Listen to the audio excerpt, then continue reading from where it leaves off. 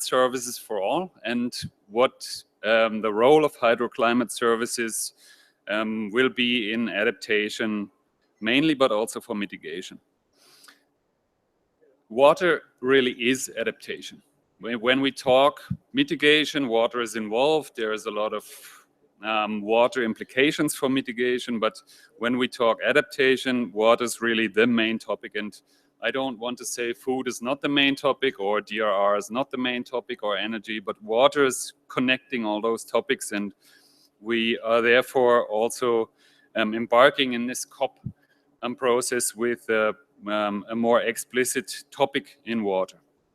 Now the challenge is this water business is horribly complex. It's transboundary, it's transdisciplinary, it's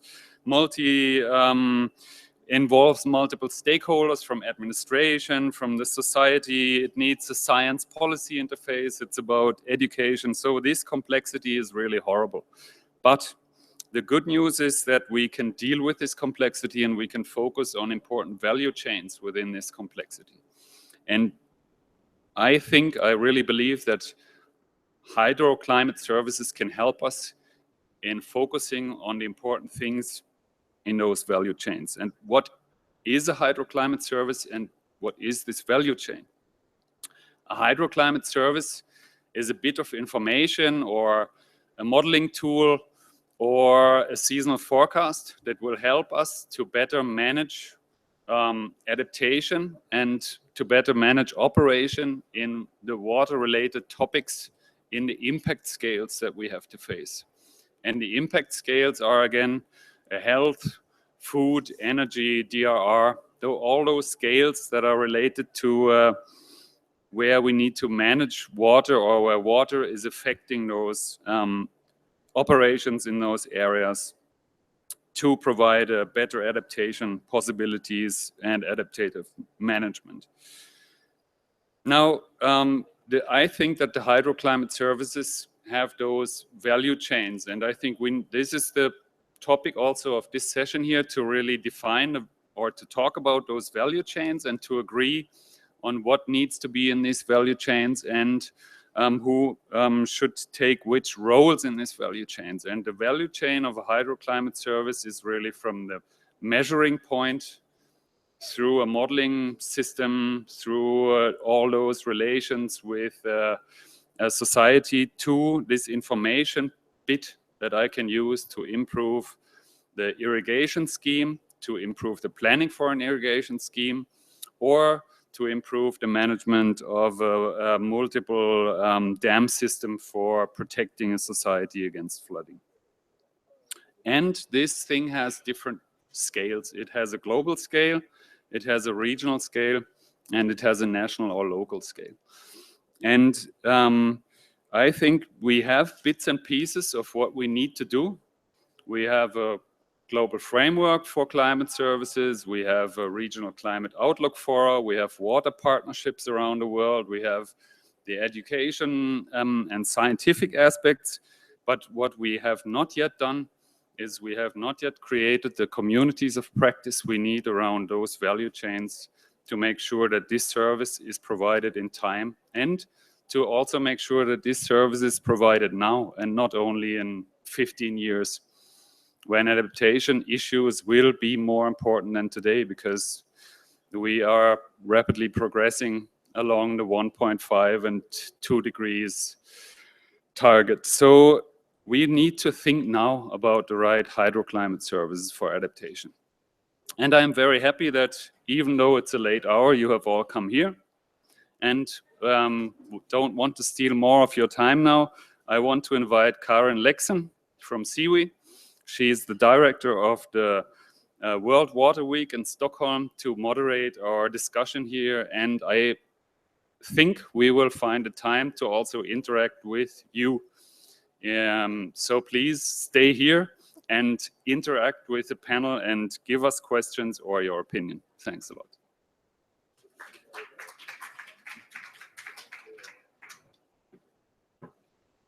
Thank you, Johannes, and welcome also on my behalf to all of you that come here at such a late stage of the day.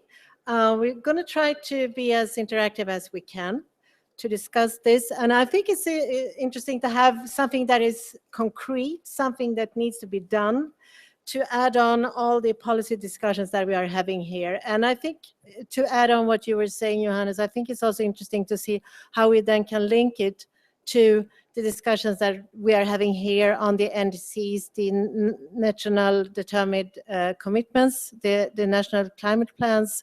How do we want to link? And you were also very well pointing out the importance of the value chain. I would like to then add to how can we then add this value chain and link it, bridge it to the decisions on the implementation that the Paris Agreement has taken. So I think this is together, knitting those two aspects together will be the focus of this session. And I'm really very honored to present to you the keynote speaker, who is Andras Tarand. And you are the former Prime Minister of Estonia, a very dear neighboring country to Sweden. And you're going to speak to the title of the event, I believe, Hydroclimate Services for All. So you have the floor, and we're going to be really interested in listening to your speech.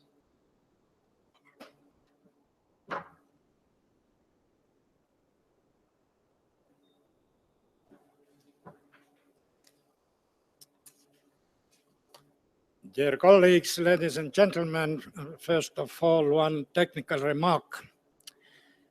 That is, my speech is a collective work of many institutions and me. Between us was made compromise, and so this content has features of everybody. And I am afraid that it goes a bit longer than my 10 minutes, but it is your solution what to do. So now it goes as official text. Dear colleagues, ladies and gentlemen, it's a great privilege to address you today at this side event at COP22 on hydroclimate services for all, organized by United Nations Water. Hydrological, meteorological, and related conditions affect everyone on the planet. Reliable information on water, weather, and climate enables individuals, households, organizations, businesses, and governments to take decisions which reduce the impacts of natural hazards, enhance the safety and convenience of daily life, address the challenges of public health and poverty alleviation, strengthen national economies, and protect the environment. Sharing of hydroclimate data and information is a prerequisite for water cooperation and to inform adaptation to climate change, to ensure economic prosperity, foster resilience, create trust, and enhance security and peace. However, water security is growing rapidly, not least as a result of climate change. In many parts of the world, a mounting global water deficit poses a growing threat to the economic, social, and political gains of development. In its 2016 Global Risk Report, the World Economic Forum has ranked the failure of climate change mitigation and adaptation as the risk with the greatest potential impact, while water is the global risk of highest concern for the next 10 years indeed. Indeed, this vital resource is facing unprecedented challenges and is more and more linked to insecurity at local, regional, and global scale. This is illustrated by growing tensions around large dams, mining operations, and various disputes over land and water.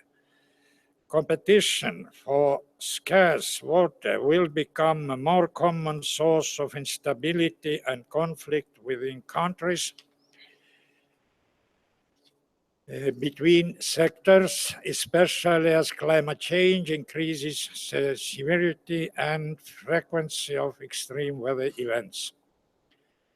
As a recent World Bank report details, changes in water availability and variability could reduce economic growth by as much as 6% of GDP in certain regions, including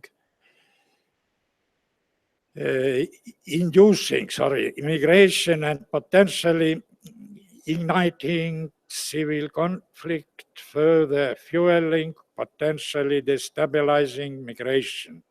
Food price spikes caused by droughts can inflame latent conflicts and drive migration. Fortunately, a number of countries, such as Morocco, have shown that with sound water governance leading to smart water policies and interventions, a climate resilient, water secure future can be ensured. There is increasing recognition that water will play a central role in mitigating and adapting to climate change. Indeed, 80% of climate change impacts will be channeled through water. Many inspiring examples, such as the Senegal River Basin, have demonstrated the power of water as an instrument of peace and security. Indeed, water can be a source of tension and instability. Competition over water can cause or fuel conflicts, and water crises often add to the fragility of countries. But there is a second reality that we should emphasize much more. There is enormous potential for transforming water from a source of crisis to a source of cooperation and peace. The interlinkages between water, peace, and security are at the core of the agenda of the high-level panel on water and peace, of which I am a member. A hydroclimate service provides water and climate information in a way that assists decision-making by individuals and organizations. A service requires appropriate engagement along with an effective access mechanism and must respond to user needs. Hydroclimate services are key to the world's efforts to achieve a water-secure world for all and to urgently take action to combat climate change and its impacts.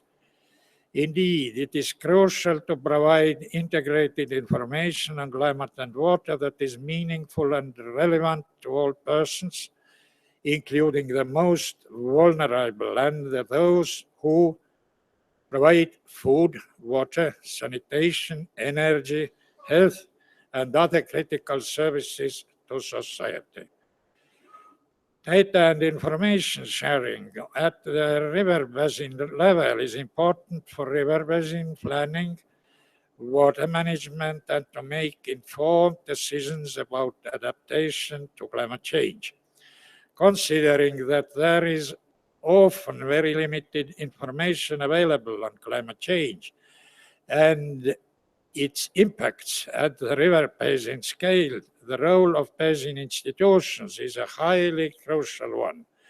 Climate change adds urgency for improved water management, especially against the background of the long lifetime of key water infrastructure, which is turned an essential element for adaptation to and mitigation of climate change. Hydroclimate services lead to better operational hydrology and water resources management outcomes, and most importantly, in a world where tensions and conflicts are rising, help increase trust across borders, the foundation of hydro diplomacy, Indeed, water and climate data and information management is often the starting point of cooperation at the river basin level and the major strength of a number of river basin organizations. Appropriate and effective hydroclimate services can help to close the communication gap and information gap between the water and climate communities, as well as scientists, policymakers, negotiators, and service providers. Needs-based hydroclimate services are extremely effective in helping farmers, communities, businesses, organizations, and governments to manage the risks and take advantage of the opportunities associated with the climate. Access to this information is essential to help decision makers to ensure that all persons have access to affordable quality water and adequate to meet their basic needs and realize their right to water and sanitation. Sophisticated hydroclimate services combine climate forecasts, information from water, and other sectors to inform decisions on public health, agriculture, energy, and disaster risk reduction. If applied with a vision that no one will be left behind, they can be an important means to strengthen resilience to climate impacts, prevent loss of lives and livelihoods, and reduce inequality. For example, a monsoon forecast coupled with information on water resources and past cropping decisions can support the scenarios of sea level rise combined with population trends can inform urban planning and investments in housing and infrastructure will need to be designed not only to adapt to, but also to mitigate climate change. Ensuring hydroclimate services work for people also requires that sufficient technical and financial capacity is dedicated to cooperation and coordination across the meteorological, water, and agricultural communities of practice. Unfortunately, many countries are unable to provide accurate, timely, and coherent information and forecasts that meet users' needs across the numerous socioeconomic sectors that would benefit from such products and services. Although important advancements with regard to data and information sharing have been made in a number of river basins, it remains a challenge in many others. Data on water and climate remain scarce, fragmented, and frequently difficult to access and interpret. Traditional monitoring and management is too often a story of failures and inefficient investments, particularly in water-scarce regions around the world. Water is often highly politicized and water-related data is therefore treated as highly confidential. Hydroclimate services are typically under-resourced and underfunded, even though numerous studies have demonstrated their potential to deliver substantial socio-economic benefits. A World Bank-funded study has estimated that globally improved weather, climate, and water observation and forecasting could lead to up to United States dollars 30 billion per year in increases in global productivity and up to United States dollars 2 billion per year in reduced asset losses. There is an urgent need for improvements in hydroclimate services and for increasing coordination, innovation, research and development, and leveraging new developments in remote sensing and crowdsourcing. to propose new approaches that build, enhance, and maintain observing systems where they are weak and where knowledge gaps are threatening sustainable development. The last few decades has seen rapid growth in satellite-based data, but in situ measurements of water responses are in decline globally. This calls for increased awareness by politicians and decision makers of the key role hydroclimate services are playing to help achieve the SDGs and for securing adequate funding and capacities to develop them. Fortunately, hydroclimate services have received increased attention, in particular on the Agenda 2030. First, building on the global framework for climate services, the Paris Agreement explicitly calls for strengthening scientific knowledge on climate, including research, systematic observation of the climate system, and early warning systems in a manner that informs climate services and supports decision-making.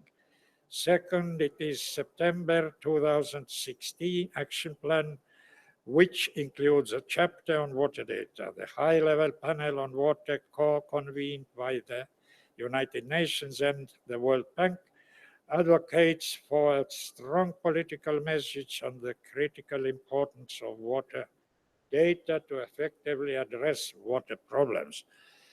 Third, the World Meteorological Organization launched in June 2016 the Global Hydrometry Support Facility and Innovation Hub, which will expand the base of global hydrological data with the aim of developing a reliable and sustainable base on hydrological data and information. And fourth, through its secretariat, the Geneva Water Hub, and together with the World Meteorological Organization Global Hydrometry Support Facility, the high-level panel on water and peace co-convened by 15 countries, will explore how hydroclimate services can improve the analytical basis to forecast and manage water-related disputes and conflicts, especially in global hotspots and river basins at risk. To translate this renewed focus on hydroclimate services in concrete outcomes, a strong political message should be delivered at all levels on the critical importance of information and data to effectively address the global water and climate challenges. Many thanks.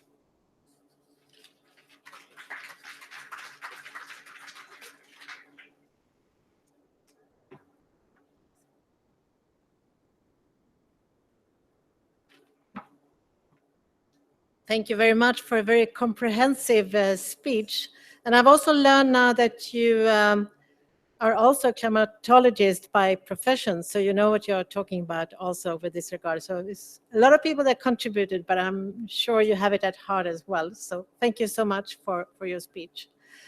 We have a very rich and interesting panel that's going to take their seats at the table here. And I'll read your names, and please, while I'm doing that, take your seats. I think you have designed 9 tags for all of you.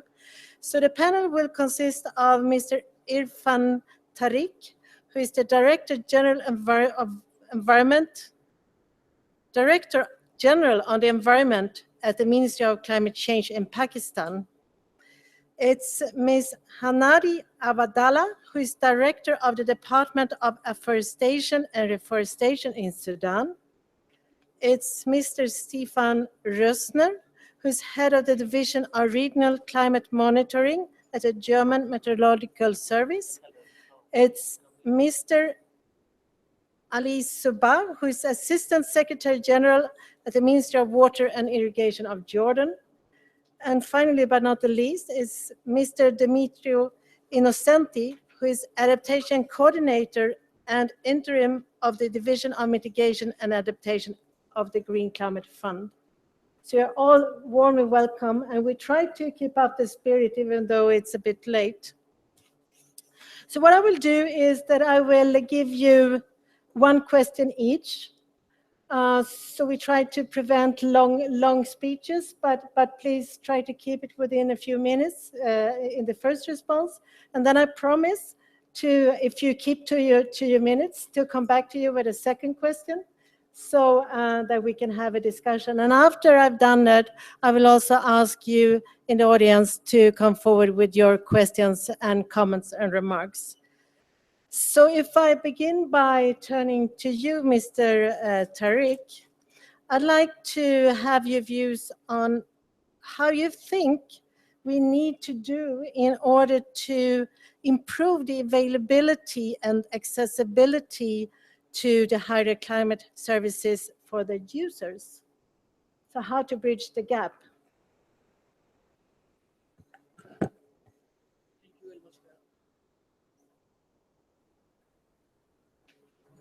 think it comes if you wait.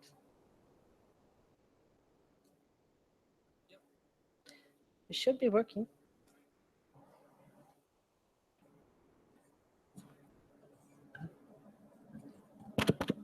Yeah, thank you.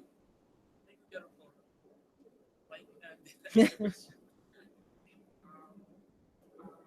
I think this is a very interesting question.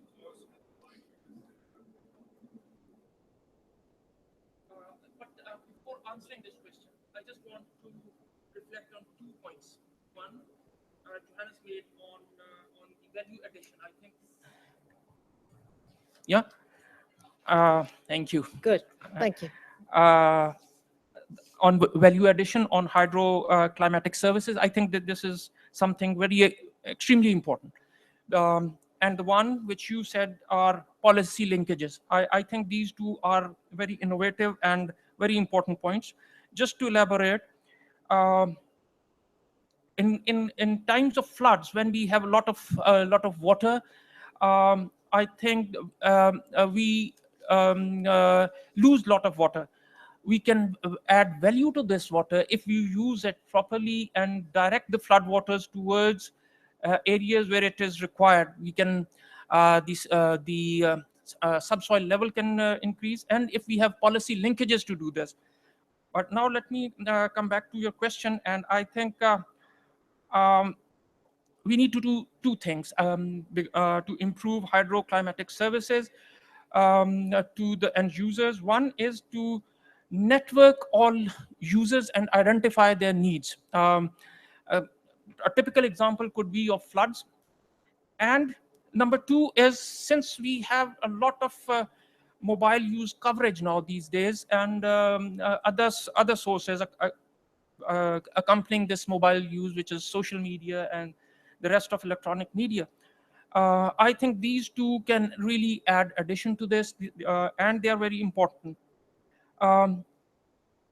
Android applications, we just need to identify the need of the users, and with that we can provide exact accurate information to the ones which really need them.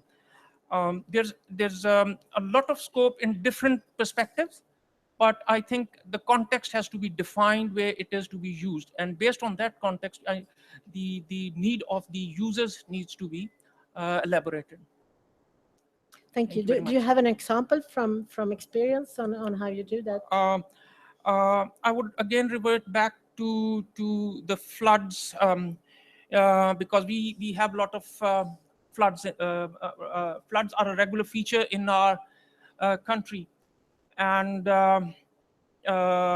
what we do is the floods.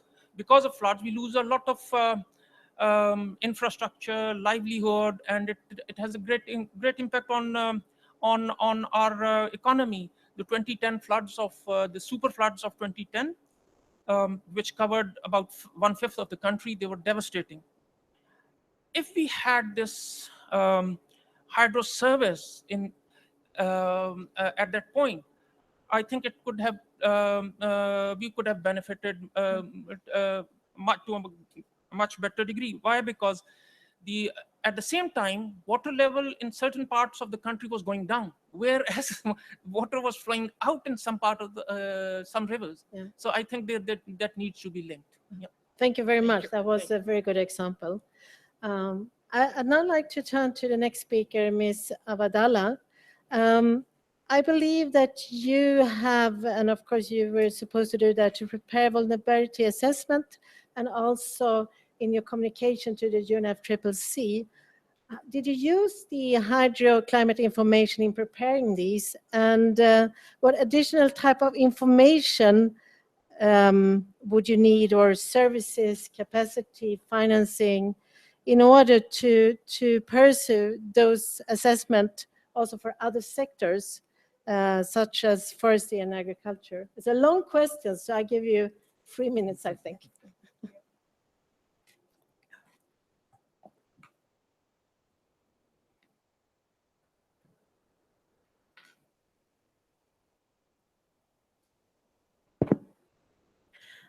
Thank you very much for invitation, you in for this side event. Thank you very much for your question.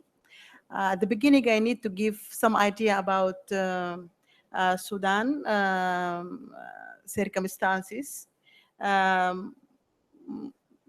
More than half of Sudanese are live in 15% of the land. And this is the land is along River Nile and in a high rainfall areas. And water resources are extremely important for Sudan economic development and social cohesion, because the majority of the people are farmer and livestock periods. About 60% of the population are depend upon agriculture, as I said, the livestock and fisheries for their livelihood. So the population are concentrated around the hydro areas, River Nile and rainfall area, public area. For your question, according to the national communication reports for UNFCCC, water resources are considerable to be vulnerable to climate change, primarily due to greater imbalance between water availability and consumption. Because by increasing of population, the farmers increase and the production of agriculture increase. The one who have livestock also increase, and this completely depend on water, and also industrial productive activities all are depend on this water. To prepare our this national communication data, we involve in the key ministers that protected, there would be a decline in water resources in the future. And there is a study was done by a higher council of environment and a specific scientist and researcher to come out with a concrete result compared to see the vulnerable or decline in the water resources in the future from different future coming estimated coming years. In order to prepare more concrete information in the future for a third national communication, our North Sudan preparing for the third national communication, a detailed study will be needed that that is based on detailed climate, hydrological modeling, agricultural modeling, and integrated from hydro and climatology and agriculture modeling, that integrated modeling between how agriculture consumption in the consumed in the future and how the balance of flow of water or increase in water in the future. In order to do this, coordination between different institutions should be done. Greater support of hydroclimate research, and we have many areas for researches, but we need money so as to cover these areas, so as to come with a concrete expectation for this decline in the future.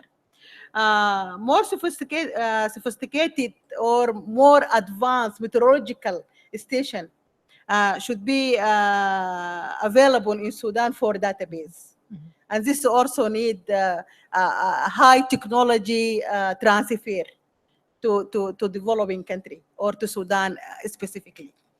And capacity building also needed for governments and local community on use the hydroclimate services to help us to update the climate changes happening in Sudan. I need to give some important changes or challenges facing Sudan such now. We have Nile erosion, and we have movement of sand dunes, and also the sand creeping towards the Nile. And this is also the narrow, the Nile flow area. And also we have, we need to also soil moisture and soil conditions that help us to combat drought. We need to assess this in the future. Thank you. Thank you. Thank you for giving us a good background to what you are working with. And I think Yes. also listening to what you're saying, it's not a surprise to me that African countries in their NDCs put forward water as their top priority, what Yes. needs to be dealt with. So we'll come back to you a bit later, but thank you so much for giving us this flavor of what you're facing and the challenges you're having. Turning to Mr. Rössner, Stefan Rössner, as a provider of these services, what is your thinking when it comes to what can be done in order to improve the availability and accessibility? It must vary a lot between different countries and users, and how do you sort of adapt to these different needs? Yes, thank you for this question. First of all, I should mention that in Germany, the world between meteorology and hydrology is separated. So I'm representing the meteorological part. And how do you bridge that? We provide the hydrological community, especially the Federal Institute of Hydrology in Germany, with meteorological information. And this is mainly precipitation, and this requires in situ observations. But in many countries, especially developed countries, we also use radar to increase the spatial coverage. And in many cases, we also need, of course, data and information from neighboring countries because catchment areas are frequently cross-boundary. To improve the availability and accessibility of hydroclimate services, this first of all needs a certain commitment on the provision side. So you need institutional capabilities and capacities to provide these services, to make them available. You need the technology to distribute the information. And you need the administrative authority to do so. In addition, the collected information related to the hydrological domain should also be made available to researchers because in order to improve the service, we need the research community to develop and advance the existing models, for example. On a more regional scale, for some countries, it might be beneficial to make use of the products and services provided by the WMO regional climate centers, which could provide also hydrological information. And the users are the countries which are addressed by these regional climate centers. And so the products are, well, the needs of the countries are reflected in the tasks of the regional climate centers. Because listening to Mr. Tariq here, it's really hands-on, out in the villages, out with the communities. So how do you match Yes, what you see about what he's saying? With region, I mean a regional association of WMO, like Africa, or sub-regional aspects. So subnational aspects require modeling, downscaling, especially if you look into the adaptation work. At the global scale, the Deutsche Wetterdienst is operating the Global Precipitation Climatology Center, which collects precipitation data not only from the Met services, but from any operator of precipitation observing networks, which are accessible and available as gridded products, and through this can inform at a more cost scale decision making at the national level, especially if it's related to identifying extreme events. Okay. Thank you. Another challenge which is of course needed is to have, especially if you look into the adaptation perspective, you have to have an institution sufficiently staffed to run climate models to analyze the output. And this is the new challenge even in a developed country. Okay. Thank you so much. We're coming back to you as well. The next speaker, you also face a lot of water-related challenges. So how would you, Mr. Subah, would you look into the need for these kind of services and how to close the gap between the needs and what is available, and how can this serve the purpose of informing policy? Thank you, Chair. I think, first of all, Jordan, a special country by nature and by artificial man-made. By nature, we are a scarce country. Ministry of Water and Irrigation, provider of the hydro climate data and end user in the same time, taking in consideration the additional data from meteorological department. From artificial point of view, since 1948, we are receiving fluxes of refugees. So we are happy that we have, as Ministry of Water and Irrigation, stations for climate parameters, which can be as input for climate models. And we are the one who monitor the groundwater, the runoff, the dams water, and all the uses for all the sectors. So all the data available. But there is something not available when we talk about crop patterns, soil moisture, some additional information that needed from different type of ministries. So we discovered that in this way, we should have a national water information system to include all the data that can supply all the models needed for the decision maker, because climate change is not a model that provide a data for decision maker. It can give you information about the future of climate, but where is the vulnerability will be in the agriculture, in the health, in the drinking water. All these things should be the basic information available to compile these things and to come with a decision making. We use different type of models compiling, like water evaluation and the planning tool, groundwater flow model, soil and crop information models, and taking in consideration the soil. And always we forget that the transboundary water, it's play a main role from hydrogeological point of view, that always not calculated in our budget. But if we look to Jordan, for example, more than 40% of its water resources, it's sharing water, surface or groundwater, underground water. So for me, the same thing that the end user, the communities should be available in decision making. So it's the awareness should be available there. From this point of view, we did a lot of things in end users in Jordan Valley, for example, that they distribute the water, that they know what's available water.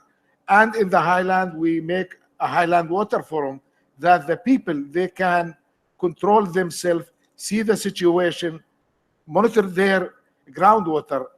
So thanks for donors in many places in Jordan, we did to monitor groundwater from quantity point of view or a quality point of view, and give access to the farmers, because never they believe, or there is no trust between farmers and the government everywhere. So to see how is the water table decline, how is the salinity increasing, that they should take care about the resources as a government for their sustainability or their investment sustainability. Thank you very much. So what you're saying is that there is a real need to integrate different kinds of knowledge into also linking it to the hydroclimate services. So you need to sort of have this as a package and not pick one and try to go with that. So thank you for that. Turning to the last speaker, and of course, coming from the Green Climate Fund, you get the questions about funding and financing and so forth. But what is your thinking about how can the Green Climate Fund meet those needs, or how would you sort of, what kind of tools would you come forward with in this regard? We can see that there is a great need in, not the least in some of these vulnerable countries. How can they access your funds for help on this? Yeah, well, thanks for this question. Well, the access to the resources of the Green Climate Fund mainly is channeled through our accredited entities. The accredited entities are organizations which can be UN agencies. We have, for example, several UN agencies accredited, such as UNDP, FAO, UNEP, among others. The multilateral banks, the World Bank, the regional banks. We have private sector actors. We have, most of all, direct access entities. It means that these are national entities that can be either institutions from governments or other entities that are nationally owned, that are accredited to the GCF to access our finance through submitting funding proposal. Of course, we really welcome funding proposals that look at what to do in adaptation aspects when it comes to hydrometeorological services, to climate information services, and to early warning system. As a matter of fact, our investments are driven by a results management framework in which disaster risk reduction and what is related to early warning system has a really prominent role into that. And as a matter of fact, we are in business more or less, it's 1 year now that we are approving projects. And I would say the most part of adaptation projects are focusing on components, if not totally, in hydrometeorological issues and disaster risk reduction. For example, we have 2 projects that are purely into hydromet issues in Africa. One is implemented by the World Bank in Mali, another one by UNDP in Malawi. But also in other parts of the world, if we have components of projects which put as a main deliverable the sustaining hydrometeorological services, sustaining the national meteorological and hydrological authorities. Most of all, we have also WMO as accredited entities, and we look forward to have projects from DRAMMO, which has a leading role in these aspects. To reply maybe to your question and giving some more details, what the Green Climate Fund look at when it comes to hydrometeorological projects. We have 6 investment criteria, and one of them says we look for a paradigm shift. We look for projects that put forward transformational change, that have the ambitions to go at scale, to invest at scale in hydrometeorological services, but still keeping in mind that when we invest in the capital, there is also a cost for the country once GCF or other donors are exiting the project in operation and maintenance. So we will not do any favor to a country if we support them investing in automated weather station or other cutting-the-edge technology in meteorological systems or Doppler radars, whatever you like, if we are not sure that these capital that we provide are then going to be operated and maintained properly by the institutions that receive this type of investment. And of course, as my colleague from Jordan said, we believe that behavioral change, I mean, the focus of projects in looking at the fact that climate information services are designed in a way that are people-centered, it's important. It's on one end services that should not be only supply-driven, but they must be demand-driven. Yes. And this is important in terms of designing projects based on the needs of the beneficiaries, but also based on the fact that they come from a way of institution to work well among each others. It's no use to have powerful granularity in climate information and automated weather stations if then these information are not properly used by other authorities such as the disaster risk management authorities, the water authorities, and the Ministry of Agriculture and national, local level, and so on and so forth.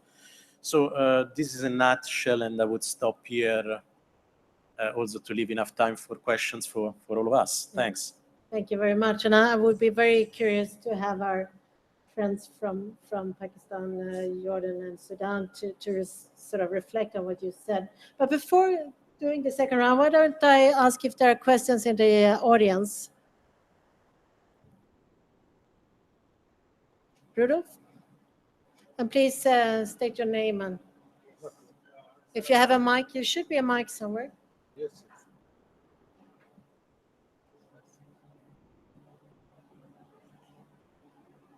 Thank you very much. My name is Rudolf Cleveringa. I'm with the Global Water Partnership, and as part of that, partners with the World Meteorological Organization, and hopefully through our country and regional water partnerships, also with certainly Pakistan, Sudan, and Jordan. And looking forward to intensify cooperation, of course, with both the Climate Fund and knowledge holders in OECD countries like the one present at the table. I would like to ask the panelists, without singling out any particular one, Karen, if they could please relate to the all of society inclusion element that was brought forward by the keynote speaker, as well as by the value chain argument. Where do we actually, as hydroclimatic services, engage with the users? Where do we stop? So in other words, where do we rely on our other boundary actors to get value added? Because I've heard the stories, and they're very smart, very hands-on, but obviously a hydroclimate service per se cannot change much. We need application of the data bits in the value, as you said, that that then would render, say, additional security for livelihoods and others in the sense of the Agenda 2030, all inclusive. So please, can you relate to the two aspects in the further discussions?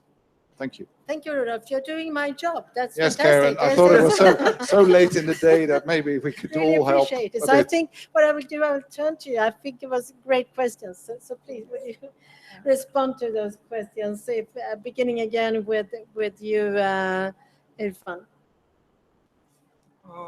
Yeah.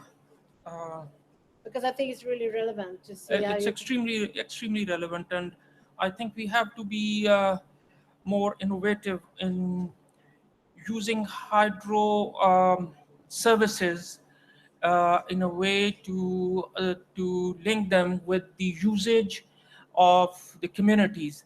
And I would still, my mind is still stuck on the typical flood example. But I was just thinking, climate change has impact on quality and quantity of water.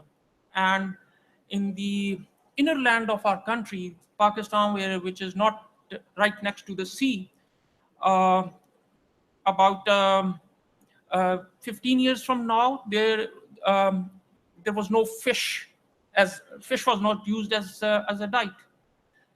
It was very rare, but it has come up in a huge manner into the market. Why? Because there are fisheries um, developed in those regions, and but what the impact of again disasters?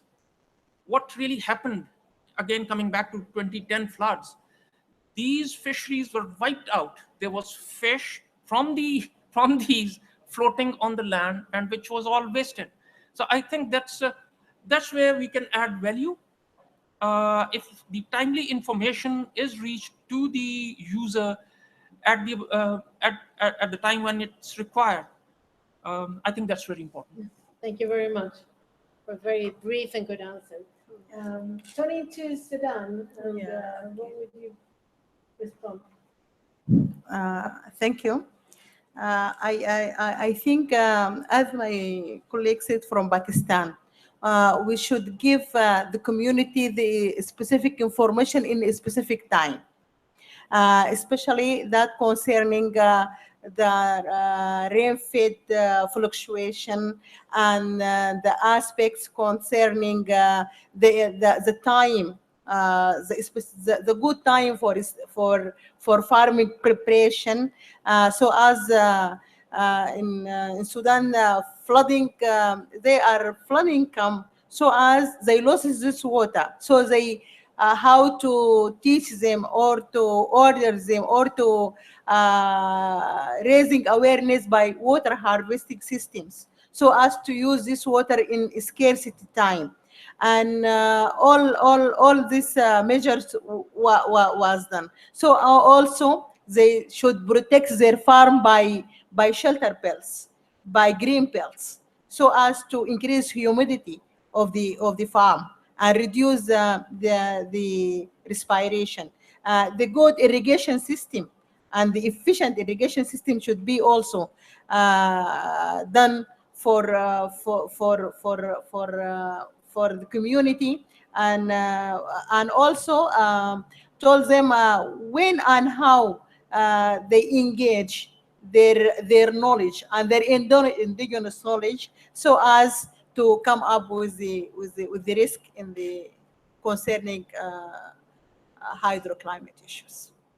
Before turning to Jordan, I'd like to pose the question to you, Stefan, to reflect a little bit about the sort of people-centered services thinking. This is very much, I believe, linking science to practice. So how do you sort of, it's easy maybe to define it from the delivery side, but if you would turn it into the user, what would your thinking be? Well, coming from a federal agency in Germany, we strive towards providing the decision makers at the various political levels with the information needed. So this is a service which is really reliable, covering all of Germany. And but the transition of this information into very user-specific commercial products is beyond the task of a federal agency.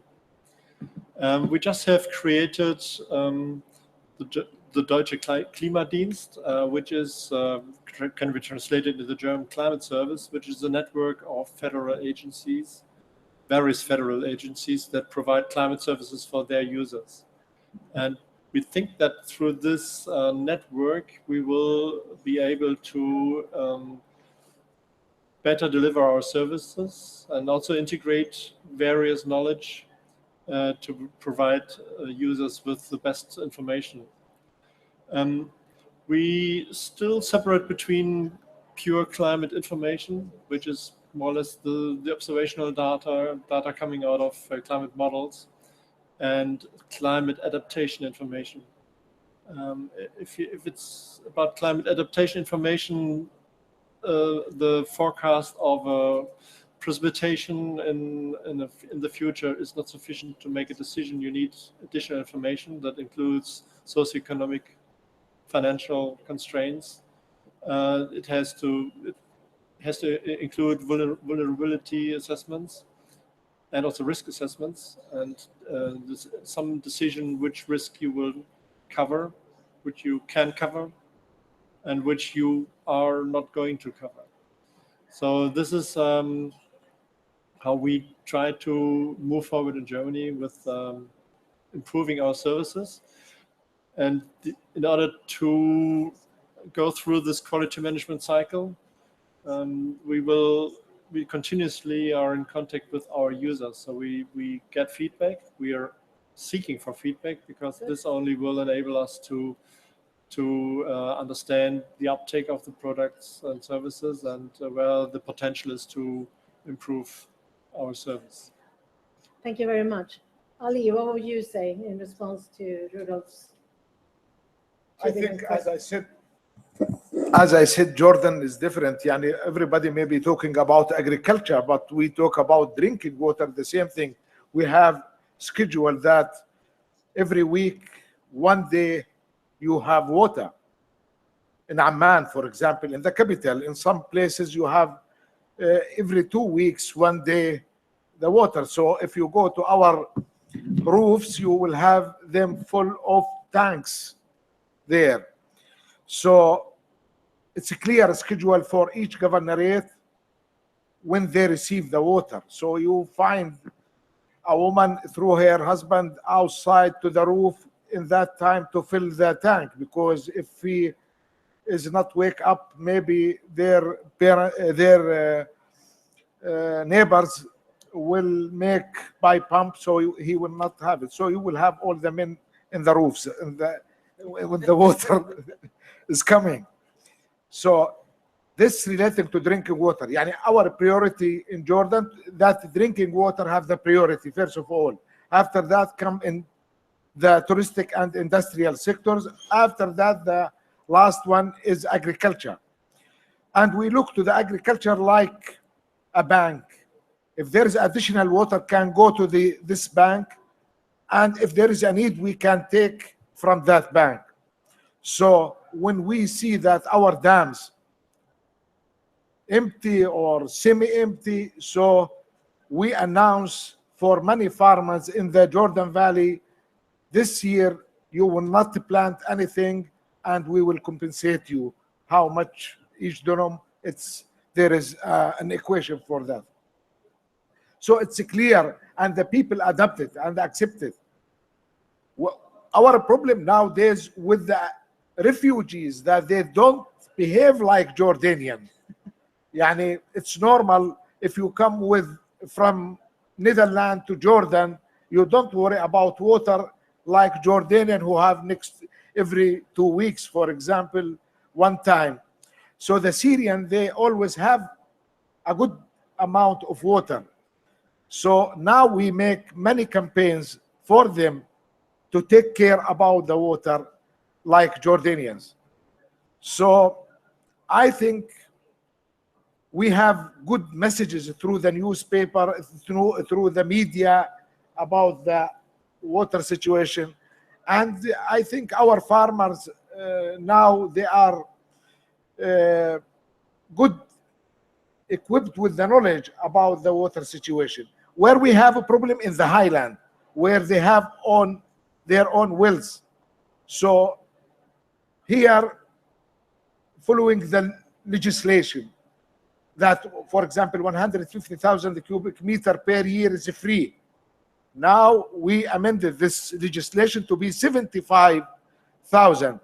So we think until 2025, we will be to 0 cubic meter free, that we will not have the impact on the agriculture activities, but we want the people to use it as a value. Water is a value, because when it's free, it's free. So our strategy to keep the investments of agriculture available, to use good technology, to change their crop patterns and so on, but the water in Jordan is gold and we should save it. Thank you very much. If I would turn to you, Dimitro, if you would reflect, I mean, you've described how, I think it was really interesting what you said. You're talking about paradigm shift. You're talking about really sort of hands-on projects that works, not trying to sort of shoot too high on, but really trying to secure something that works and that would meet the immediate demands. Would you like to take a higher level view on looking at how can the Green Climate Fund collaborate with other donors, perhaps, in order to meet these kind of needs that is being portrayed here? Well, we are, of course, looking. One of the reasons why the Green Climate Fund actually was set up, it was because it's almost universally recognized that if we are not actually leveraging resources from not obvious donors, such as the private sector, we will not be able to match the challenge that climate change is posing to us. Even more in terms of adaptation than mitigation, because sometimes mitigation has a clear business case for having income-generating activities. So somehow finance from private financial institutions or hedge funds is normally coming into this type of investment in renewable energy and so on. It's less obvious in adaptation, where exactly we are now talking about water, about hydrometeorological services. We are dealing with public goods where there are market failures if public donors, international donors are not chiming in and put resources into that. We don't have at the moment co-financing policies, but we really look at the capacity of our resources to mobilize other donor resources, both of governmental sources, other international donors, but most of all private sector. I think so far, well, not specifically in hydromet, but in other sector of mitigation adaptation, we have been quite successful with our private sector facility in mobilizing these resources. And when it comes to hydrometeorological services, I would say that this is proving to be more a challenge, because there is basically little room for private actors to have the willingness to pay for climate services sometimes. So one of the things we are looking when we invest into an hydrometeorological project is also how our accredited entities and the countries are creative or looking at making the business case, maybe downstream once those climate information services will be provided, for the private sector to actually being willing to actually pay for the maintenance of those services that are provided. Sometimes there are clear cases, like in aviation. Sometimes aviation can provide revenues to, I think, national hydrometeorological services from fees, because they provide a clear service there. But there are many unexplored sectors, both in developed and developing countries, such as insurance, agribusiness, and tourism, several sectors that can have the willingness to pay for these services. And so when we invest, we would like to see our accredited entities and our countries to look at this aspect and come with innovative solutions back to us. Thank you very much. That was again, a very good response to my question. So thank you so much. We have time for one or perhaps two questions. I know it's late. So Can I respond? you set the bar very high, Rudolf, in your questions. So. But I'll let you, yeah. Yeah, I think about the Green Fund. The Green Fund, when you look to the development countries, I think their benefit from that almost zero. And now I don't understand it. It's a grant or loans, because the development countries now, their debt exceed the ceiling of loans. So what's the benefit of development countries from the Green Fund? I asked many countries what they had a benefit. No, any country had a benefit from that directly. I don't want technical assessment, because technical assessment, we will have it from different donors. But the Green Fund, since years, we all hearing about that, but in reality, we don't have it on the ground for adaptation or mitigation.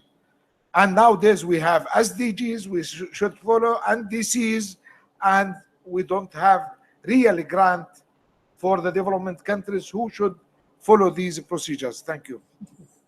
Did you also have a question, Stefan? Good, you're starting to raise questions to each other. I don't have to work at all this tonight. Yes, I think we are talking about services, and service implicates that this is not a project which has a start and an end. It's meant to be operational, regular, reliable. I think that's a challenge. You can, with money from the Green Climate Fund or other donors, you can implement infrastructure, you can do some education work, and implement some technical and develop perhaps even tools. But when it comes to providing a service, you may do it just once within a project. But to provide the users in a country or in a region, in a sub-region, you need to have an institution with sufficient resources. And this is the challenge. And that's not limited to developing countries, because we are facing now, also in a developed country, the new challenge to not just handle weather forecast and providing services related to those, but also to look further in the future, beyond seasonal forecast, and looking into the climate scenarios on a regular basis, because science is that advanced, and also computer technology, that such calculations can be done more frequently than the IPCC is doing presently. And this requires then the resources, technical and staff, to make use of this knowledge and to convert this scientific information from the models into services. And therefore you need knowledge and resources everywhere. Thank you very much. And you're also opening, I think we need a new session here to discuss how do we secure long-term programming. And I'm going to go from my far left, so letting you start, and this will also be your end comment, Dmitry. Oh yeah, it's a challenging constructive question, feedback, I suppose. I mean, no, I understand there are many expectations on the Green Climate Fund, and right so. And we have definitely a huge responsibility towards our beneficiary countries, and we hope we will be up to this task. So it's I get the point. I think that there is so much talking about the role of the GCF to support and be the let's say the 100 billion fund that are thrown these amazing figures around. And sometimes we might not get into the right perspective that the GCF started approving projects not even 12 months ago. And is a brand new institutions where, you know, our board used this expression, it's a plane that we are flying while we are building it. Reality is that The project been approved in 29 projects now. Jordan, we hope to have a project soon in water, possibly, and you will have a key role to be a driver to bring us a project, I'm sure. You will have to build a plane yeah. then. So. So we count also on you to help us channeling finance to your country. But what I mean is that this year has been not only about approving projects, and it's less than 1 year, but it's also about setting the ground for all the legal agreements that we needed to have in place with the entities. And this proven to be quite time-consuming. Because it was not only about approving a project and, of course, reviewing this project, but it was also about the legal agreements that are both with the entities. There are issues with the countries. The Green Climate Fund is not within the UN system or within already an established international organization which has clear privileges and immunities, for example. So once we operate in a countries, there is also a level of agreement that we have to reach with the countries in which we are going to operate in order to have the same standards of other international organizations that operate on that countries. And we have to go country by country in order to make these agreements. So I got the point, and well, I would really think that we are very close to channel our finance. Actually, we already did. One of our projects is already ongoing. All the legal agreements have been completed. And I can tell you in these weeks, many contracts are going to be signed with the accredited entity. So our finance now is real. It's going to be channeled. And I hope in COP23, we are next to each other in a panel, and the message can be maybe more, let's say, encouraging. I'm optimistic. Thank you very much. We need messages of hope these days. So thank you for delivering that. So if I take Pakistan again, Irfan, if you would reflect finally on what you've heard and maybe also reflect on now the next phase of policy making and how to sort of bridge the different gaps in the value chain, what would be your final recommendation or final? Yes, thank you again for this question. Now, reflecting back on what Dimitri said from GCF, in Pakistan, we are trying to put into place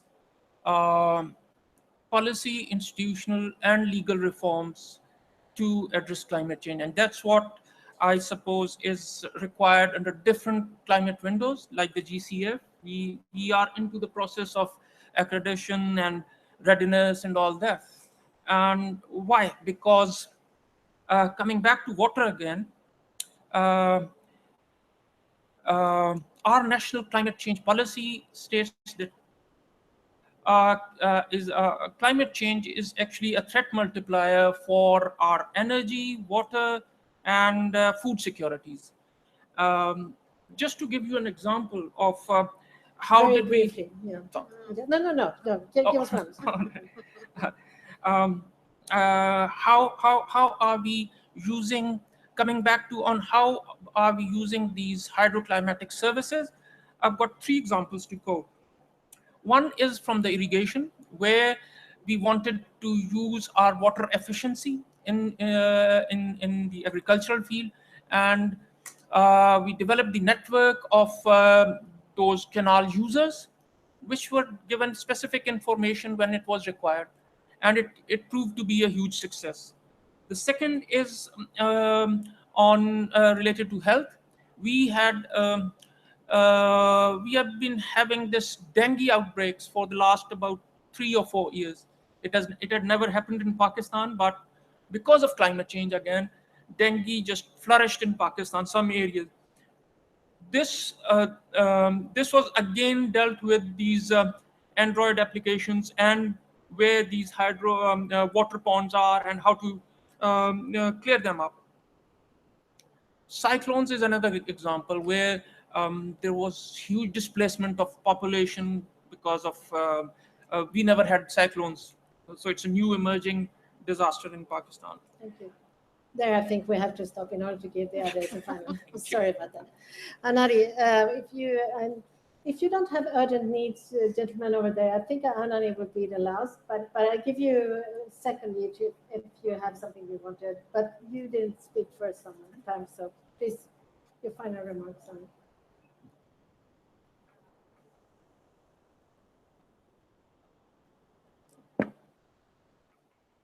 Thank you.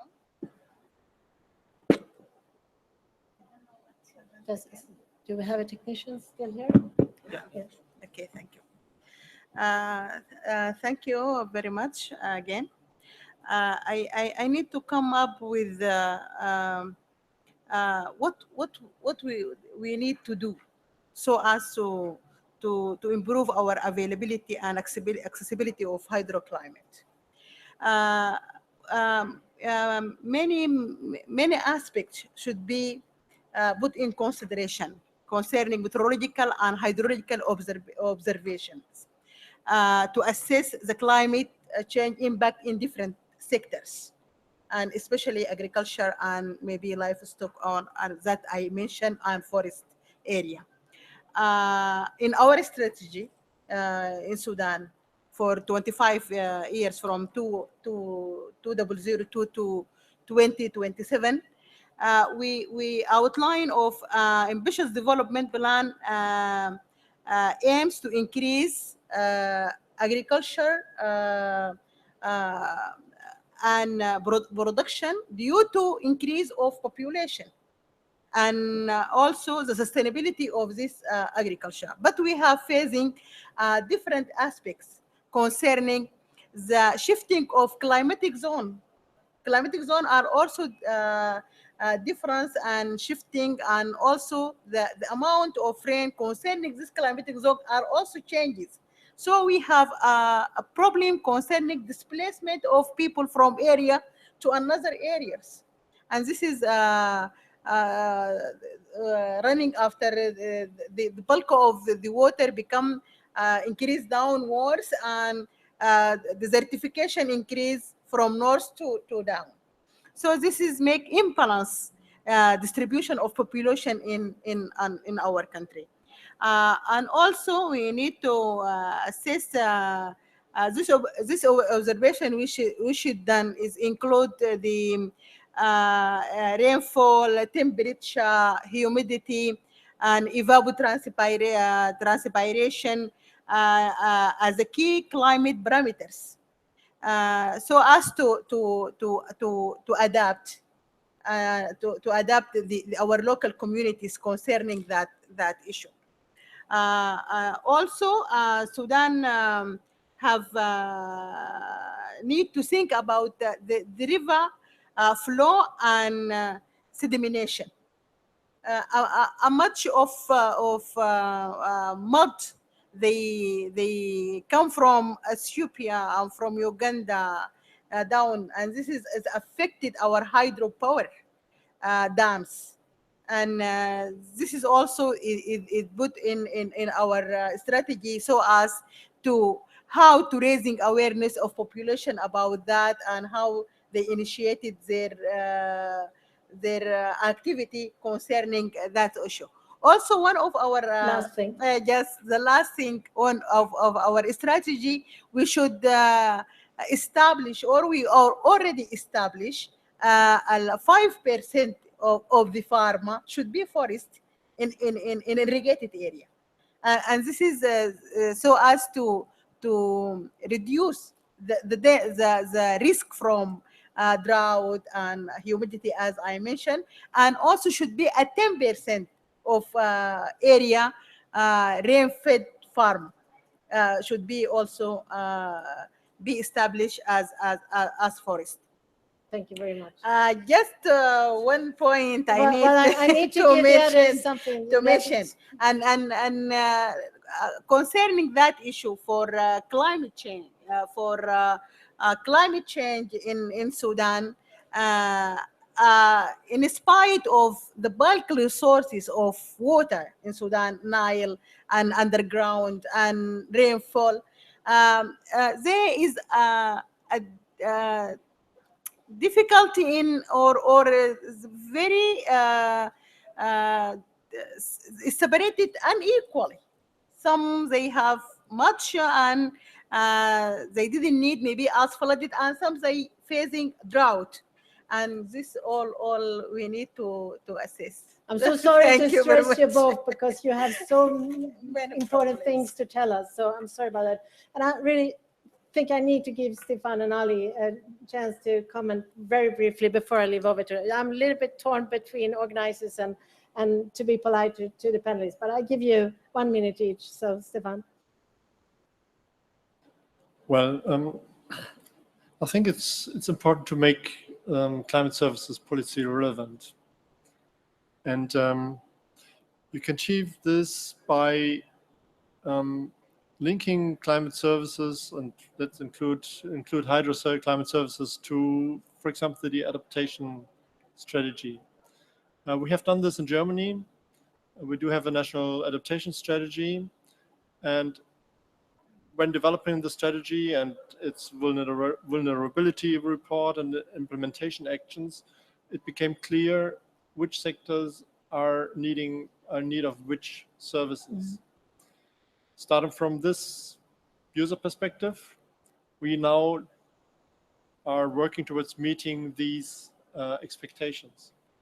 And this is a more or less policy-driven aspect. And I think if we also can align, take into account the sustainable development goals, which are relevant in this regard, that would also increase the policy relevance and would also put these activities on the higher political level.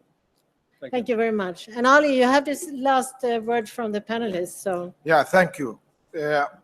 We in Jordan in February 2016, we had approval about our national water strategy 2016-2025 and 8 related policies. One of them, the climate change policy for resilient water sector, with the action plan, which action should be taken, plus substitution of fresh water with the treated wastewater, optimization of service water, and so on.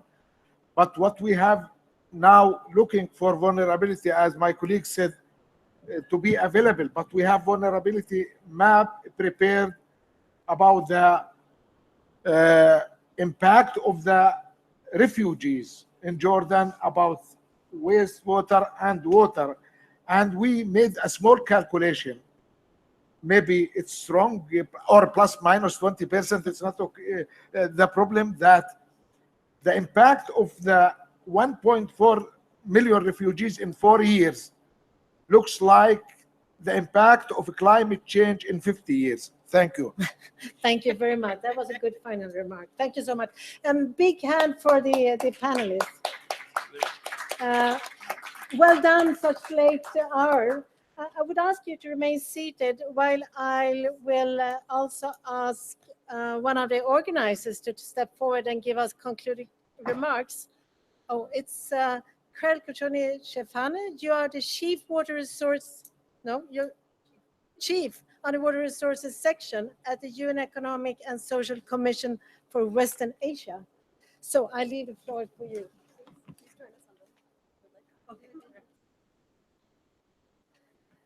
I know it's late. I know we're tired.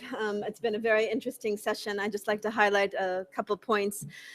We've talked about hydroclimate services across scales, across sectors, and across borders, and to show that this information can really help inform security, help build trust, and create opportunities for cooperation across catchment areas, across countries, and when we look at the sub-region, even across communities. But I think, as we've heard, just the climate data is not enough. We need to think about the policy relevance of this data. We need to think about how the users, who are also sometimes the producers of the data, can bring together and bridge those disciplines and bridge those data needs so that they are actionable for adaptation. And just to be brief here, while we have thought of at the Paris COP about the issue of access to finance, we have to always match that investment capital, as was mentioned, with also the capacity to use that service, with the technologies needed to build it, and the sustainability of those services, so it's not a one-time affair. Because in order for hydroclimate services to exist, we really have to make it over time, build that trust, build those lines of communications between institutions, producers and users, in order to move that process forward, to not only think about priority setting at the local level, but to ensure that we do have a water secure world within a climate resilient world. So thank you very much. I know it's been a very late day, but on behalf of UN Water, thank you very much for being us here. And thank you very much to the panelists and to Karen also for being here. Thank you. Thank you. It's a long day. I know it's been a long day. Thank you. Thank you. Thank you very much.